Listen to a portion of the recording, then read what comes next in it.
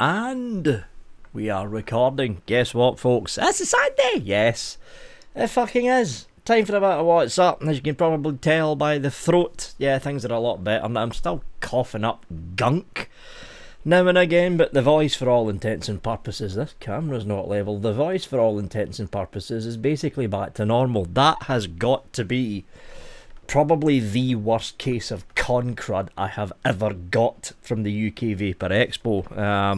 I had a bad case of con crud back in the October Expo of 2018, but this was bad. Wasn't COVID because I took two tests.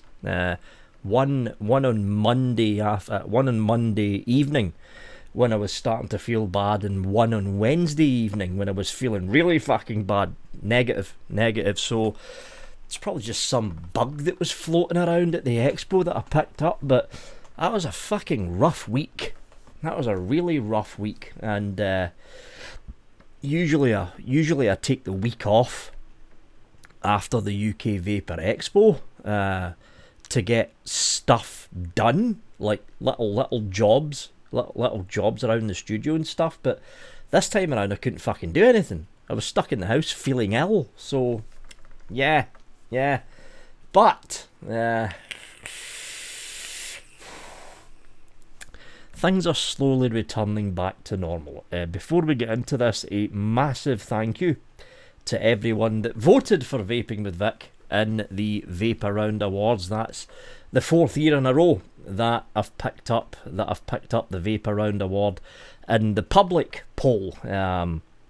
The Vape Around Awards, there's a section of it that's opened up to public vote, and the best reviewer part is one of the sections that's opened up to the public vote. I think it's like something like 70% of the Vape Around Awards are judged in-house. Like for the e-liquid stuff, for instance, what Vape Around generally tend to do for the e-liquid awards is they randomly pick people in the industry.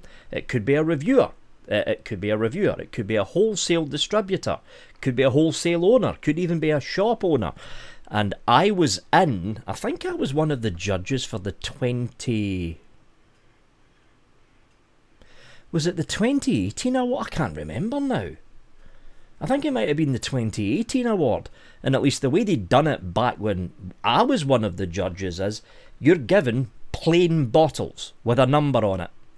There's no labelling apart from a number. And that number is the number of the juice. And you just put a tick or a mark out of 5 or whatever with some little notes next to it. I think they still do it the same way. So that way the people who are judging the e-liquids for Vape Around don't know the juice manufacturer, don't know the name of the juice. There's nothing on the label giving away who made that liquid. I think it was it might have been 29. No, it was 2019. Yeah, it was May 2019. I remember it now because I think Chris Empire and TVP, because this was when the last reboot of the UK Vape Show was still going. Yeah, I think me, Chris Empire, TVP and Dean, I think we were 4 of the judges. I think it was a total of 8. And we were 4 of them, and that's the way they done it. It was just numbers. That was it. We didn't have a clue who the liquids were, although Chris had his suspicions what some of the liquids might have been, because he's a shop owner and he tried all the liquids, or he tries all the liquids when he had his shop. But yeah, that's how Vape Around do the internal awards. But the external awards is the public vote, and that's best reviewer, best overall category. That goes to the public vote on the Vape Around website. So again, big thanks to everyone who voted for Vaping with Vic, and a massive congratulations to Aiden, Little Bro Vapes, who got second. Now, we were all sitting there. It was me. There was a load of us around that table. There was me, Paul Vape Don't Smoke, Gaz Flat Cap and his wife, Aiden, Jane from Shy Tots, who got invited by Aiden. There was also Sean Grizz. There was, I think Jenny wasn't there. And there was like Adam, there we go, there was Adam, Retro Vape TV, and his wife, and a few others around the reviewers table when we were up the back, right? We were, well, not all the way up the back, but we're kind of three quarters up the hall, right? And Aiden, being Aiden, is at the bar because that's where Aiden's normally found. And when Aiden stood up to go to the bar, and I think Adam Retro Vape TV went with him. When Aiden and Adam stood up to go to the bar, they were doing some raffle draw or something, and this was at the back end of the evening, because they don't announce the winners of the public vote until the last hour of the evening. So it was like fucking 11 o'clock at night or something. We just did a 3-course meal. We were stuffed, and yeah. And when the raffle draw was finished, that's when they said, okay, we're going to go on to the public vote. And I'm like, oh, everyone's at the bar. So Mike Vapes got third. He got third. And I was honestly expecting, and I said this all the way through Thursday and Friday, I was honestly expecting Grim Green to get first place. Because Grim Green was mentioning that the Vape Around Awards on a couple of live shows on the run-up to the actual award being drawn. Now, whether Grim Green managed to actually mention it before voting closed, I don't know, but I honestly thought Grim Green was going to get first place. So here was me thinking, okay, Mike Vapes has got third, so that means I'll probably be second place. I was more than happy to get somewhere in top 3. Anywhere in top 3, because I honestly thought Grim Green would get first, put it that way. And then when they pulled down Mike Vape's logo and they brought up second place, it was Aiden. And then I thought, wait a minute, Aiden's at the bar, and hold on a minute, if Aiden got second, then Grim's got first. And that's when I started to think, oh fuck. But yeah, Aiden was at the bar, and that was the first thing that popped into my head. He's not at the table. He probably doesn't even know he got shouted out for second place, and then they announced first, and it was me. And I'll be honest, I was surprised.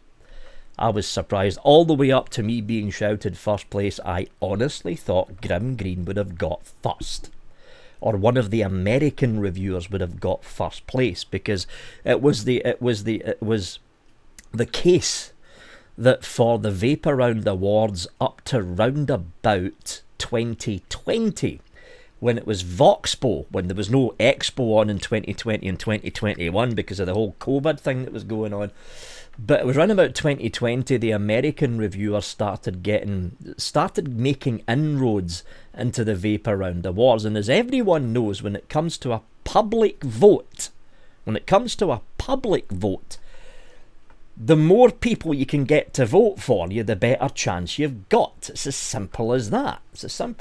And all it would take for the United States reviewers to completely whitewash the Vape Around Awards is all of the American or international reviewers mentioning the Vape Around Awards a couple of times in their vlog. That's all it would take, and literally none of the UK reviewers would have a chance. None of them would have a chance.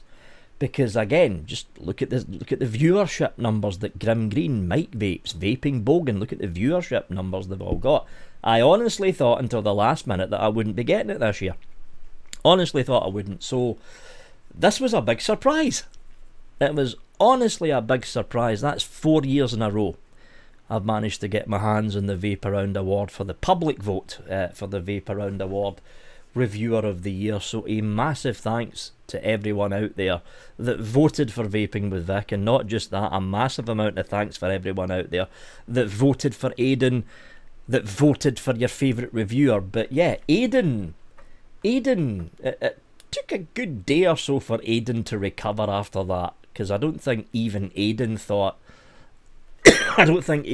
he would get in the top 3. Not when you've got names like Grim Green and Mike Vapes, myself for instance, in there vying for the top 3 positions. So it was a very, very very big surprise for Aiden, and it was a surprise for me. I'll be honest, it was a big surprise for me to get that first place position again. See, this is the reason that ECig Click split their best reviewers into two categories, international and UK, because it was getting to the stage that the international reviewers were basically pushing all the UK reviewers out of the listing. So ECig Click split the reviewer section in two, and I'm thinking it may end up getting to the stage that the folks over at Vape are going to have to start doing the same thing, because again, all it takes is that little bit of a push from the United States reviewers, and that nobody in the UK's got a look in after that. Nobody in the UK's got a look in. Anyway. So, the Vapor Expo UK, anything that could have been said about the Vapor Expo UK has basically already been said. Yes, it was an absolute disposable fest. Absolute disposable fest. Something like 75 to 80% of the vendors there were dealing in nothing but disposables. There wasn't that much in the way of hardware. In fact, there was very fucking little in the way of hardware, and there was also very little in the way of e-liquids. And anything, pardon me, anything that could be said about the UK Vapor Expo has already been said. But the big tell is going to be in October. That's the big tell. That is going to be the case of, is the Expo going to go ahead from now on, or is it going to die a very, very quick and very, very sudden death, which is what happened to Vape Jam. It was going and going and going, and it died a very sudden and very quick death in the space of about a year and a half. The problem is, if the Expo in October is going to be 75 to 80% disposables again, that's it, it's done. It's over. It's over. No one's going to go back to it. No one. Because here's the thing, and I don't think I managed to mention it. I don't think I managed to mention it in this particular way during the Expo vlog, right? Disposables are there to get smokers off of smoking. For the most part. 90% of the time, disposables are there to get smokers off of smoking. The other 10% of the time, it's the hobbyists and intermediate vapors that are buying disposables in for out and about, that kind of thing. When was the last time you seen a smoker walk into a Vapor Expo?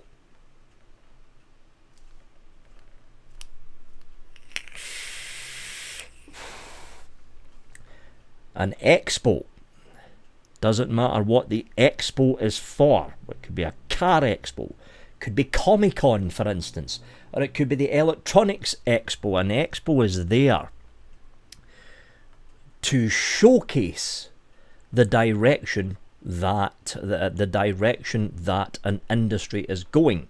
It's also there to showcase the latest and greatest for that industry for the people walking into the expo. The problem with disposables are the target audience for disposables don't go to an expo. They don't. The entire 3 days, and I don't think I said this either in the Expo vlog, but I was fucking thinking it, the entire 3 days felt like a business-to-business weekend. It literally felt like a business-to-business weekend, because there was cases of people walking up to these disposable vendors and disposable manufacturers, just people walking up to these vendors and trying to talk to the people behind the counter. And the people behind the counter, they acted as if they couldn't give a fuck. I'll be honest, that's what they acted like. A lot of them acted like they couldn't give a fuck. It's just an ordinary member of the public. Why should I spend my time talking to you? But if a wholesaler walked up to them, oh, let me give you our details about our wonderful new disposable pod that's the exact fucking same as all the other fucking disposable pods that are surrounding us, but ours is the best one, because it's got a different fucking name on it. That's what it felt like. It felt like the entire weekend was a business-to-business trade fair. And it was a very strange feeling, a fucking very strange feeling. It was a very strange feeling to walk around the expo on Saturday, which is always the busiest of the 3 days. Always the busiest of the 3 days. But that Saturday felt like a business-to-business day in 2018. It was busy-ish, but not too busy. It felt like a business-to-business weekend. And a lot of the vendors that were there were treating it as a full business-to-business weekend. A lot of them were simply not selling. A lot of them were simply not talking or even bothering to talk with the general public that was walking up to their booths. They were more interested in sucking as much money out of the industry as a whole as they possibly could. And on top of that, the target audience, the smokers, don't go to expos. They just don't. They don't go to expos. The target audience of a UK Vapor Expo, and not just a UK Vapor Expo, but practically most expos that go on, whether it be, again, Comic-Con, whether it be car trade shows, or whether it be electronic shows, consumer electronic shows, the target audience for these expos are the whales. And not Wales as in the country Wales, but whales, like the big spenders, the huge spenders that just throw money around left, right and centre. That's the target audience for these expos. But the problem is there was people walking in with a wallet full of cash, and I've seen it typed on fucking Facebook. There was people walking in with walletfuls of cash and walking back out with the same wallet full of cash, not having spent a penny because the stuff they were after simply wasn't there. And the problem is, if October is the exact same way, that's it. It's over. It's over. It's done with. Because if it's another disposable fest, and if we're looking at 70 to 80% disposable vendors for the October Expo, then all the big spenders, all the general public that like to go to these expos, they're going to go to Hall of Vape instead in 2023. Or they're going to go to Vape Italy in 2023. Or Vape France in 2023. Or one of the other multitude of new air expos that are popping up all across the European Union. Some of them might even go to World Vape Show over in Dubai. The UK Vape Expo used to be the shining star when it came to large scale expos to do with vaping. The truth of the matter is, it isn't anymore. It simply isn't anymore. Hall of Vape, for all intents and purposes, is going to be an expo that, yes, there will be disposables there, but it's not going to be flooded with them, at least the reports that I've heard from some of the organisers. It's not going to be flooded with disposables. You're still going to get your hardware. It's still going to be there. Maybe in smaller numbers than what a lot of people that are used to Hall of Vape are used to seeing, but they're still going to be there. So, I don't know, folks. I don't know. We can only wait and see about what happens to the Vapor Expo come October. I know for a fact that I'm going to be keeping a very, very fucking close eye on the floor plan from the 1st of September onwards, because this time round, the UK Vapor Expo is usually at the beginning of May for the first one, and the return is at the end of October. But this time around, it's at the beginning of October. I don't know why they did that this time, but it's the beginning. It's not at the end. It's now at the beginning of October. So I'm going to be keeping a very close eye on the floor plan, the floor plan listings of the Vapor Expo from the 1st of September to keep an eye on what's going on. Now, the argument could be made that the May Expo has got a problem. Not because of the whole disposable thing, but you think about it.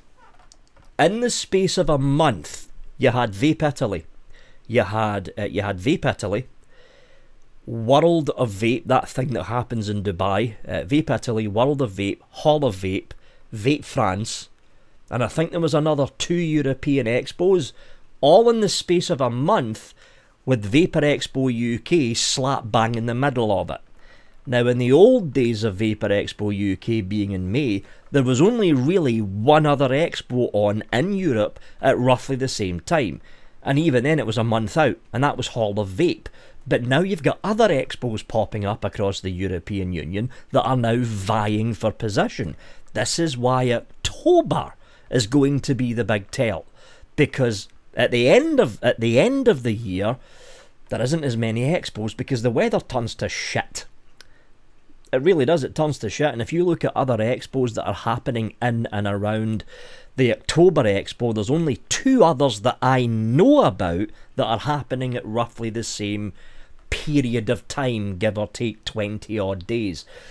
You've got the second Hall of Vape, which I think happens in Frankfurt, but that's not until November, and that's a month and a half out.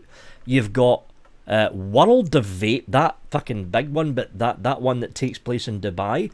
But the British one doesn't take place until December down in London.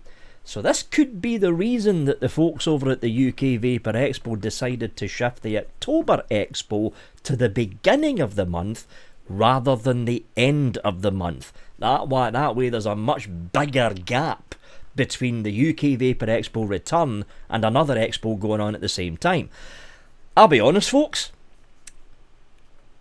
I have got a feeling, right, that if the October Expo is the expo that we all remember, so good mix of liquids, good mix of hardware, and maybe a spattering of pods and disposables, the expos that we remember, I've got a feeling what may happen in 2023 is either the May Expo is going to move to an earlier point in the year, or they might just cancel the May Expo altogether and just keep going with the October Expo. Because here's the thing, the timetable for expos for April, May and June is very, very busy. It never used to be, but it now is. And I'm thinking maybe there's a little bit too much competition in the May timetable for the UK Vapor Expo to keep holding their expo in May. Whether they keep it going in May or just cancel it outright and concentrate everything on the October Expo, that's anyone's guess. It's anyone's guess, folks. But all eyes will be on the October Expo. It will definitely be in the October Expo. Oh, what am I vaping on? G-Class V2, as always. I've still got the A-Temporal sitting on top. This has got the peach custard in it. Yum, yum, yum. Very nice. I've also got, here it is, SL Class V2. I've got the Blotto back on top because the Lindworm, I'm taking that back, the Lindworm, sorry, I'm taking that back up to the studio for the peach custard up in the studio. So I'm back in the Blotto 1.5. This has got black vine in it. Yum, yum. Same old, I need to fill this tank up, it's practically empty. Same old mouth to lung setup, folks. The BP Mods Idol and the Vapefly Albrecht. And I need to fill this tank. Still a bit in there.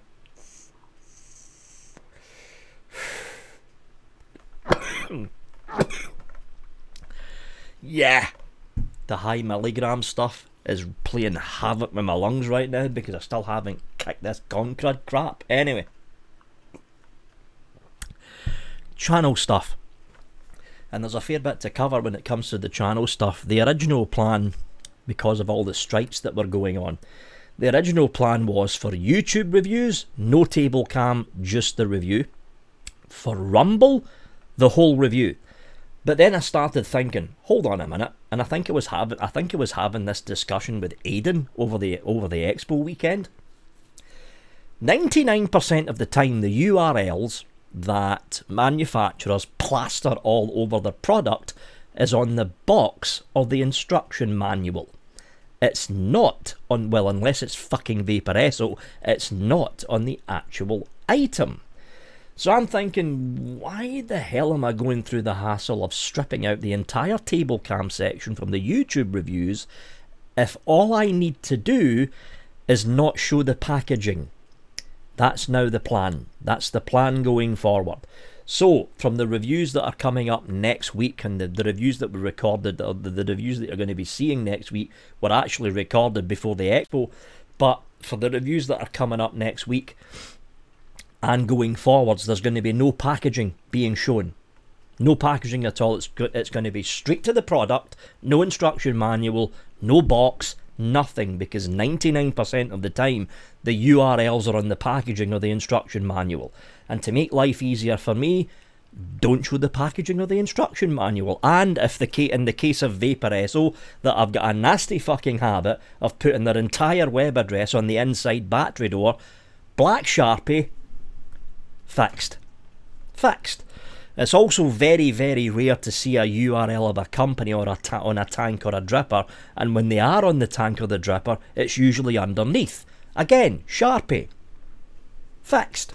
Simple as that. It just means I need to double check everything to do with the actual product itself to make sure there's no QR codes or web addresses. And if there is, Sharpie. Fixed. Simple as that. So instead of two different styles of reviews, it's going to be the same review, just a slightly shortened one.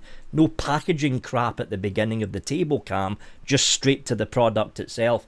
But what I'm going to be doing to push the Rumble thing a bit more is simply push the URL for Rumble a bit more. So when I'm posting the link for the review on various forums and on the Facebook group and on the Facebook page, and on LinkedIn and on my own website, I'm not going to be using the YouTube link, I'm going to be using the Rumble link, and that's going to be the idea from here on in. I want to slowly build up the Rumble subscription base, and I want to slowly pull people away from YouTube and onto Rumble as the major platform for the reviews. So when this stuff happens again with the strikes, I might just end up shutting the channel down myself.